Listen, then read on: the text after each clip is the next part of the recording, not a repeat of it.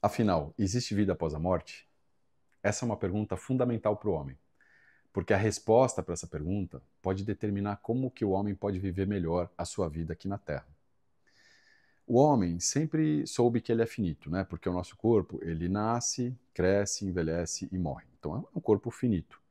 Mas, com a descoberta da matemática, mais ou menos em 3500 a.C., o homem passou a pensar na infinitude, porque na matemática os números são infinitos, né? Então, a partir do momento que o homem descobriu que existe algo infinito, ele começou a pensar no infinito do espaço, no infinito do tempo e no infinito da alma, né? Quer dizer, o corpo é finito, mas será que a alma, né, a nossa consciência é infinita? Então, a pergunta que o homem se faz, né, desde essa época é justamente essa: a nossa consciência, né, que é a nossa alma, ela sobrevive à morte do corpo ou não? Ou seja, é o nosso cérebro que produz o pensamento, que produz a consciência, e aí quando o cérebro morre, quando o corpo morre, a consciência morre junto, ou a consciência ela é algo autônomo, que aí quando o corpo morre, ela continua existindo.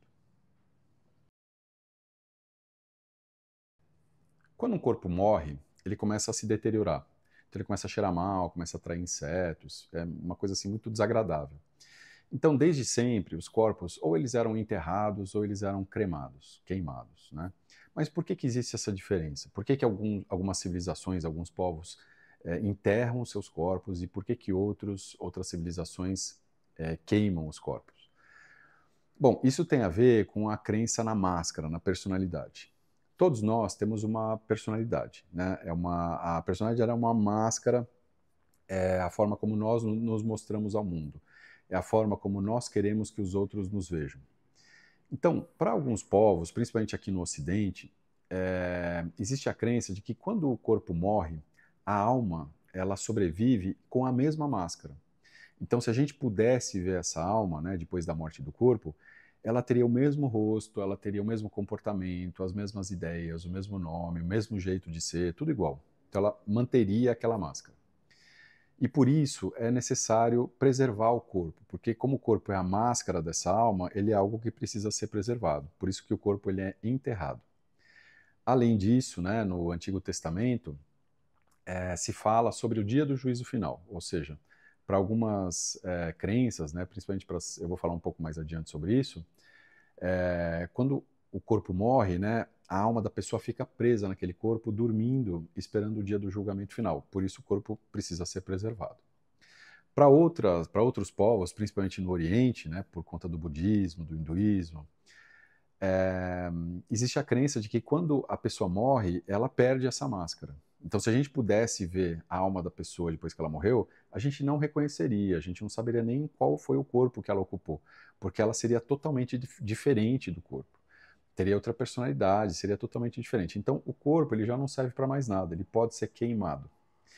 E também ele é queimado porque é o seguinte: essas religiões todas, elas são muito antigas, né? Elas vêm do período védico ainda.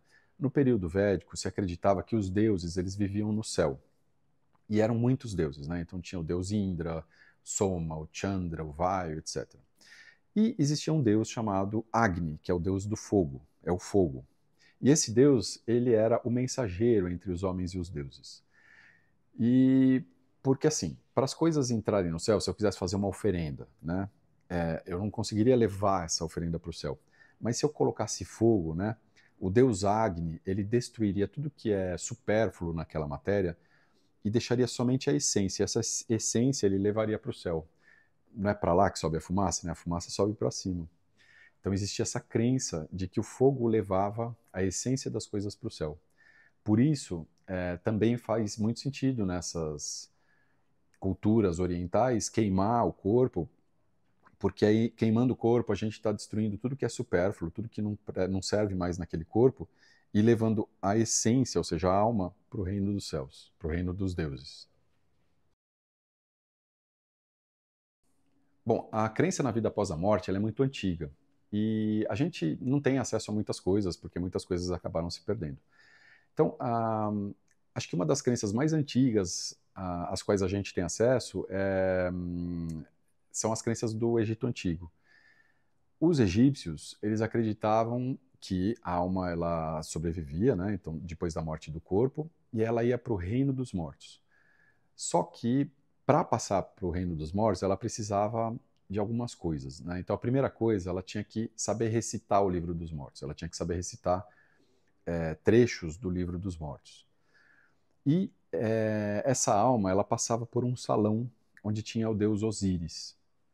E aí esse deus Osíris, ele tinha uma balança. Na balança ele tinha, de um lado, a pena da deusa Mate, que é a deusa da justiça, a deusa da verdade, e do outro, ele colocava o coração da pessoa morta.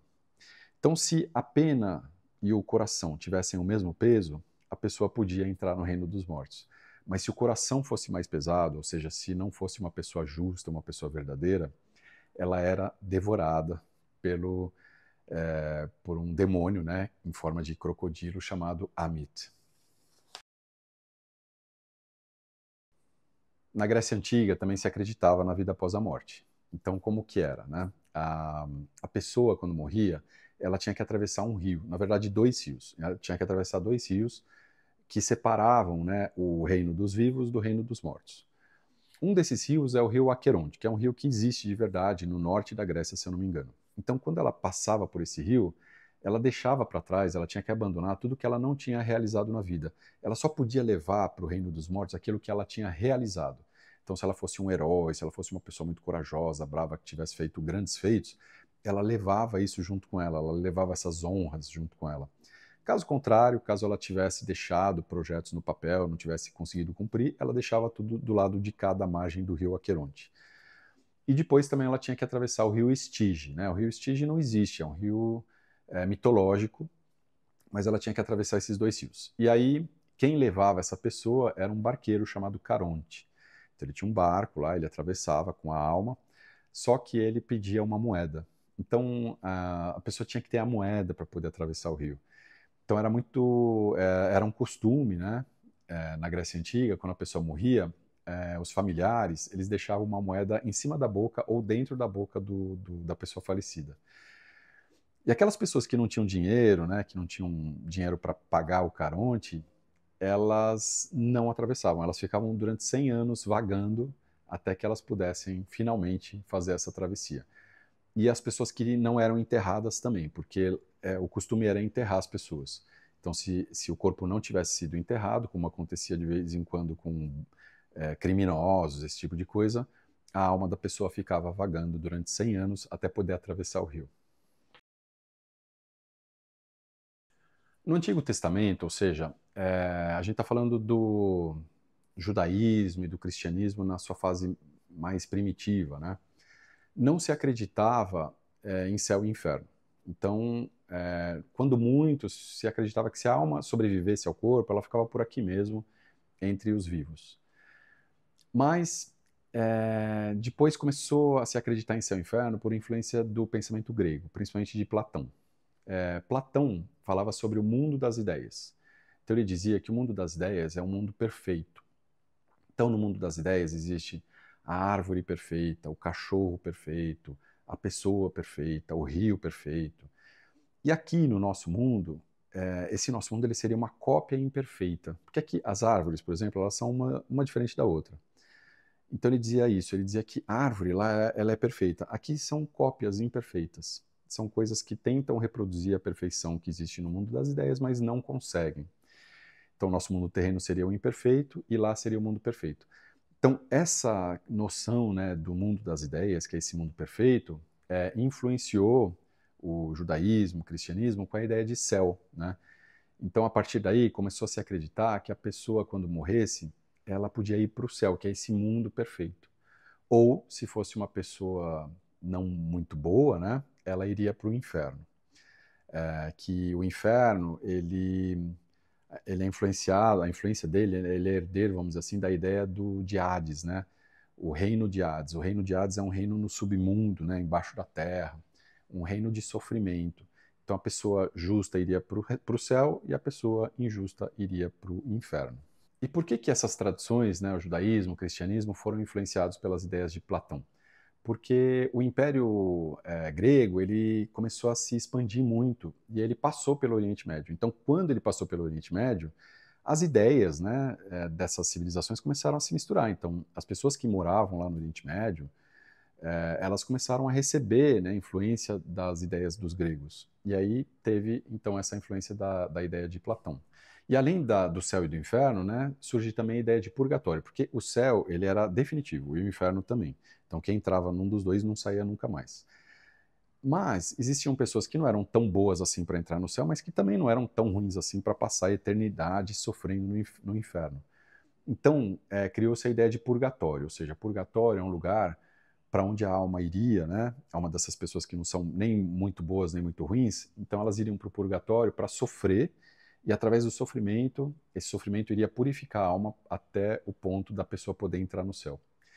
E isso é uma herança muito ruim que nós recebemos, né? Nós recebemos a ideia, né, a concepção de que o sofrimento é algo bom, né? De que o sofrimento purifica. Então, até hoje, né, nas culturas ocidentais, o sofrimento ele é valorizado como algo bom, como algo que deixa o homem melhor e tal.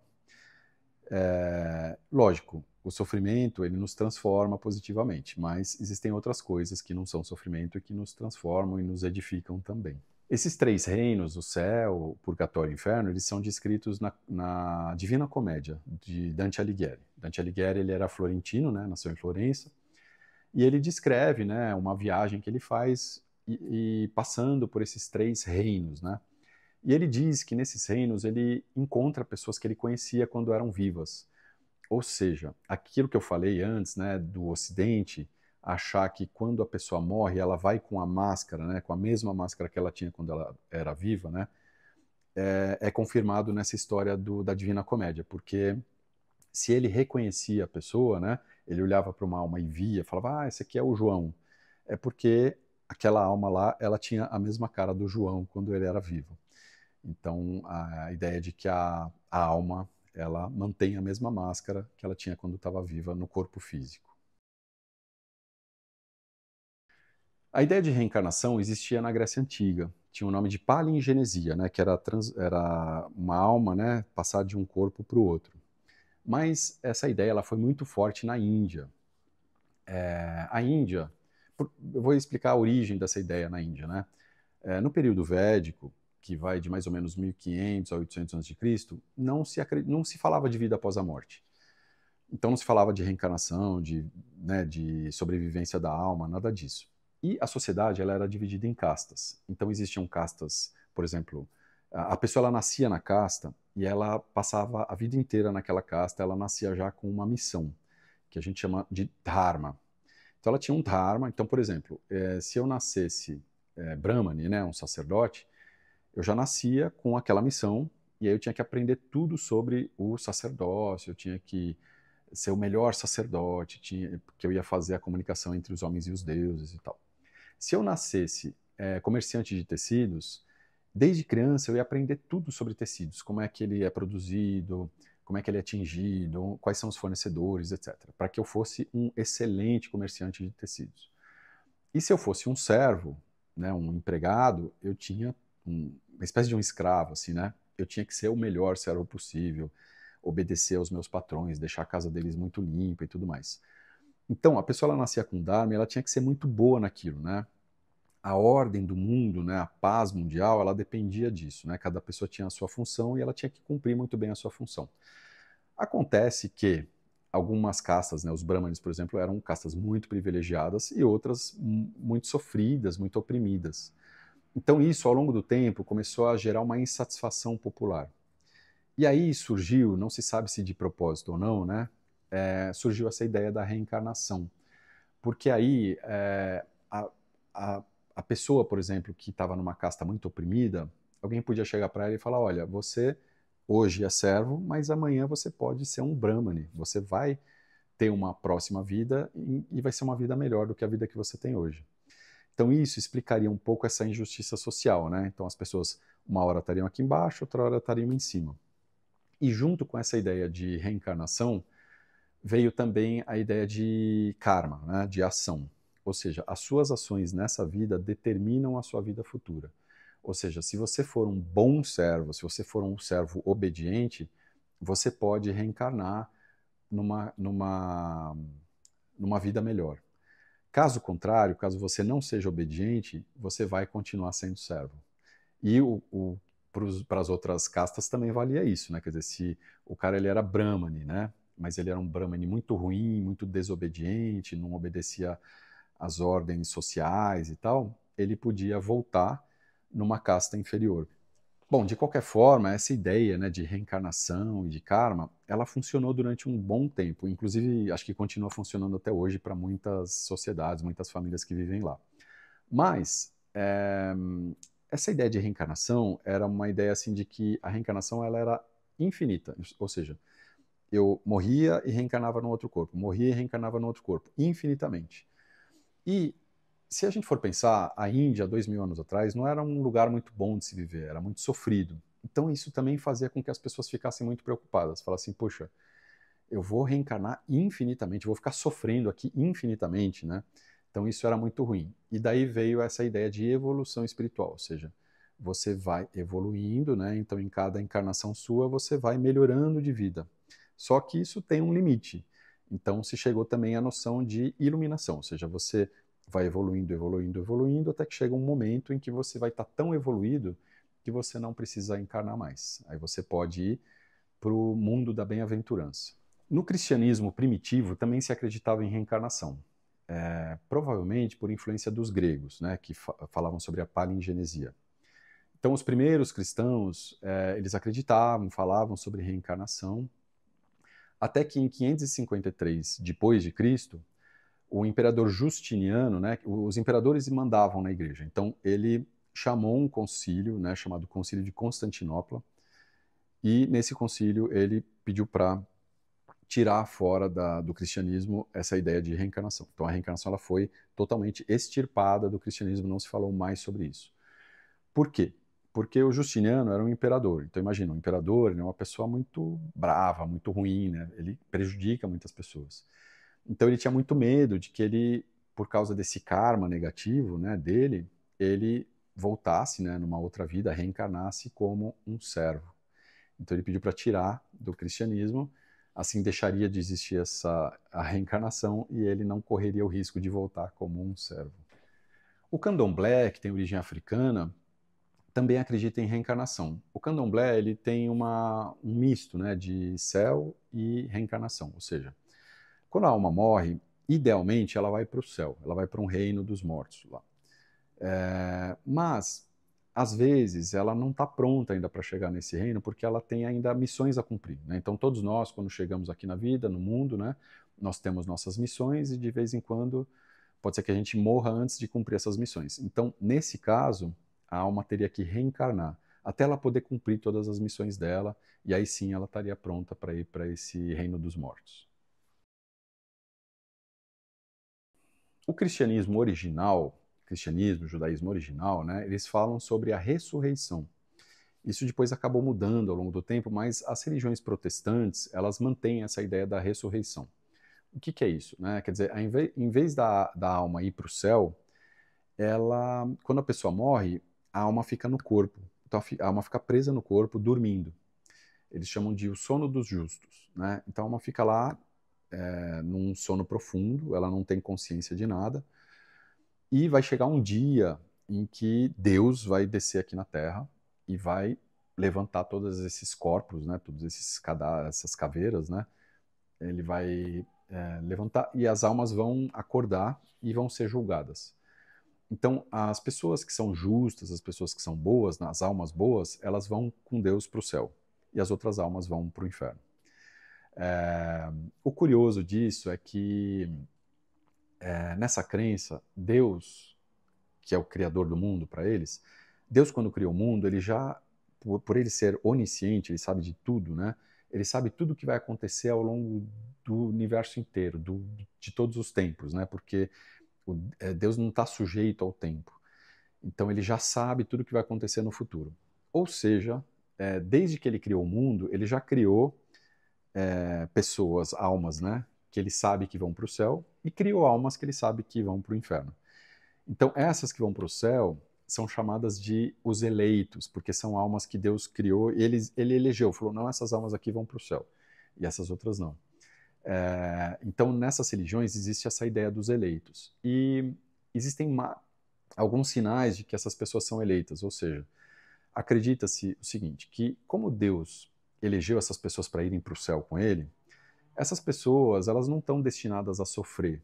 Então, Deus já deu para elas aqui nessa vida uma vida confortável, com muita sorte, tudo que acontece na vida dessas pessoas é bom, elas conseguem tudo aquilo que elas querem, porque elas são os eleitos de Deus, né? Então, vamos dizer assim, a riqueza, né, a sorte, seriam marcas de que essas pessoas são eleitas. E isso, inclusive, é a base do capitalismo, né? O capitalismo, ele nasceu no seio do protestantismo, né? Justamente baseado nessa concepção das pessoas eleitas. Mas isso é um assunto para um outro vídeo. Nesse aqui eu vou continuar falando sobre vida após a morte. No século XVII, o filósofo René Descartes, ele falou sobre a separação, né? Ele criou essa ideia de separação entre corpo e espírito. Aqui um parênteses, né? Para a filosofia, espírito não tem a mesma conotação que tem para a religião, né? Então, para a filosofia, espírito, quando a gente fala de espírito, a gente está falando de pensamento, de consciência. Mesmo assim, essa ideia de Descartes, ela acabou influenciando no cristianismo, por exemplo. Enfim, o que o Descartes fala, né? Ele fala que o corpo e o espírito, né? Eles são duas coisas separadas. E talvez por influência de Platão, né? Que falava do mundo das ideias como algo superior, né, como algo perfeito, né, o Descartes, ele fala, né, ele dá a entender que o espírito ele é superior à matéria, ou seja, assim como para Platão, né, o mundo das ideias, né, o mundo ideal, ele é superior ao mundo material, para o Descartes, né, o espírito ele é puro, ele é superior e a matéria ela é corrupta, ela é inferior, né? Então, isso trouxe muitos prejuízos para a nossa cultura, né, para a cultura ocidental, porque o corpo ele sempre foi visto como algo sujo, como algo impuro. Então, o sexo, por exemplo, sempre foi visto como algo a ser evitado, não se pode falar sobre isso porque isso é sujo, mas faz parte da natureza, né? O sexo, sem sexo, como que nós viveríamos, existiríamos, né? O sexo é a base da concepção da vida e tudo mais. No século XX só é que os pensadores, né, da filosofia começaram a falar sobre a ligação que existe entre o corpo e a consciência, né? Ou seja, o corpo e a consciência são totalmente interligados. Eu não tenho consciência sem corpo e não tenho corpo sem consciência. Então, um depende do outro. Ambos são super importantes, né? Então, isso só foi o corpo, né, a importância do corpo, ela só foi restaurada no século XX. No século XIX, o francês Allan Kardec criou o espiritismo kardecista. E o espiritismo kardecista, ele mistura muitas coisas, né? Então ele fala sobre céu e inferno, fala sobre purgatório e fala também sobre reencarnação. Então, para o kardecismo, quando a pessoa morre, a alma dela, ela pode ir para vários lugares. Ela pode ficar aqui, ela pode ir para o inferno, ela pode ir para o purgatório, ela pode ir para o céu, ou ela pode reencarnar. Então tá tudo meio misturado, né? E para o espiritismo, né, o céu seria a nossa casa natural, ou seja, é o nosso lar, né?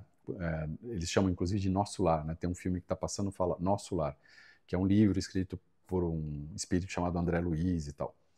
Então esse céu, esse lar, né? Ele seria a nossa morada, né? Seria o nosso destino final.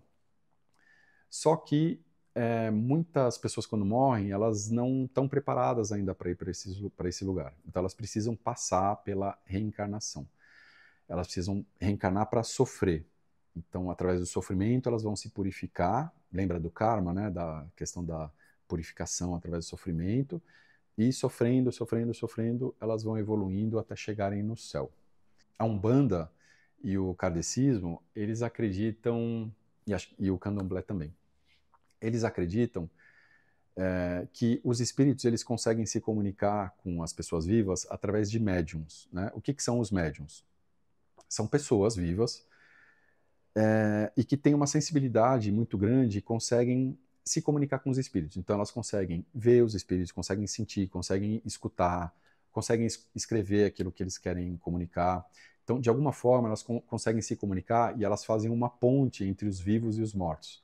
entre os seres humanos e as pessoas que são espíritos, né?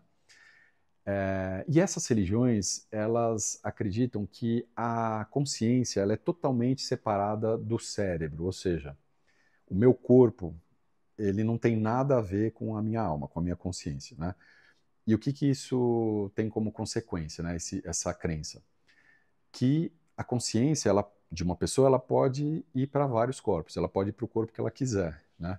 Então, esses médiums, eles podem receber a consciência de uma outra pessoa. Então, por exemplo, eu sou um médium chamado Pedro. Aí, de repente, entra em mim uma consciência de um espírito chamado Maria. Então, essa consciência, ela entra no meu corpo e ela usa meu corpo, né? Então, usa meu braço, minha perna, minha voz e tal, para se comunicar com as outras pessoas. E depois ela vai embora. Bom, sobre os povos originários, existem muitos povos originários, muitos povos nativos, indígenas, tanto no Brasil como fora do Brasil, e cada um tem a sua crença, né? Então não dá para fazer um vídeo falando sobre todos eles. Mas eu posso, para dar uma ideia, falar sobre o povo Mbiá-Guarani, como que eles veem nessa questão da vida após a morte. Eles acreditam o seguinte, que existe um reino dos deuses, né? Um reino das pessoas, dos deuses mesmo, né? Então, é um reino da onde nossa alma veio, né? E cada um de nós tem um corpo físico e 3 almas. Então, nós temos uma alma que chama alma boa, né? Que é essa alma divina, né? Que veio dos deuses e que fica na região da nossa garganta. Nós temos uma segunda alma que é a nossa alma animal, que fica nessa região da mandíbula. Essa alma, ela está associada aos animais. Então, todas as pessoas na tribo, elas são associadas aos animais de acordo com o comportamento delas. Então, se uma pessoa é muito calma, se diz que ela tem uma alma de borboleta. Se uma pessoa ela é muito engraçada, brincalhona, se diz que ela tem uma alma de macaco e assim por diante. Então, tem essa alma que é a alma animal e tem uma terceira alma que é a sombra. A sombra é o lado obscuro, né? São as coisas assim ruins da pessoa, o comportamento assim mais, vamos dizer assim, mais prejudicial e tal. Então, a pessoa tem essas 3 almas. Quando ela morre porque o corpo afasta a alma boa dele, né? Então, essa alma boa vai embora e o corpo morre, né? Então, essa alma boa, quando ela morre, ela vai para o reino de onde ela veio. Como ela é divina, ela volta para o reino dos deuses. As outras 2 almas, elas ficam vagando durante um tempo perto do corpo. Então, eles enterram o corpo longe da tribo, porque as almas elas vão ficar rodeando o corpo. Então a sombra, por exemplo, ela vai ficar lá durante um tempo e depois ela vai embora. Ela não vai atrapalhar ninguém, mas ela vai ficar rondando. Então é possível que alguém sinta alguma coisa meio esquisita ali no ambiente.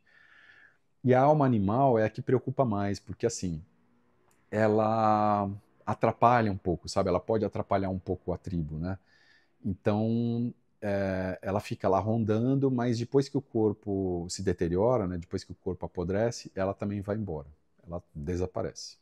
Então, só uma delas vai para o reino dos deuses. Bom, os ateus são, como o próprio termo diz, são pessoas que não acreditam em Deus, mas não necessariamente pessoas que não acreditam na vida após a morte. Então, existem muitos ateus que acreditam que depois da morte do corpo físico, a alma ela continua vivendo. Então, existem ateus que podem acreditar, por exemplo, num reino dos mortos, né, num céu, alguma coisa do tipo. Existem ateus que podem acreditar em reencarnação. Existem ateus que não acreditam em nada, ou seja, que acham que morreu o corpo, morreu a alma, né? Morreu a consciência da pessoa, é o fim de tudo. E uma grande parte, eu diria, dos ateus acredita numa espécie de dissolução da alma na natureza. Então, para esses ateus, né, eles são panteístas, vamos dizer assim. Eles acreditam que a natureza é o próprio universo, né? E, é, e a nossa alma hoje, quando a gente morre, ela se transforma em outra coisa. Ela pode se transformar numa fruta, num animal, sei lá, num objeto. É, e existe um pensador do século XVII, XVIII, que fala sobre isso, que é o Leibniz.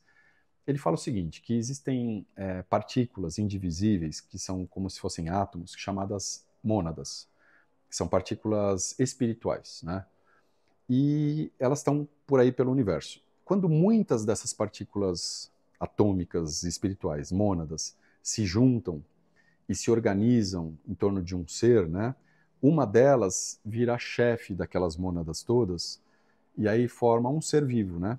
E então um ser com uma consciência.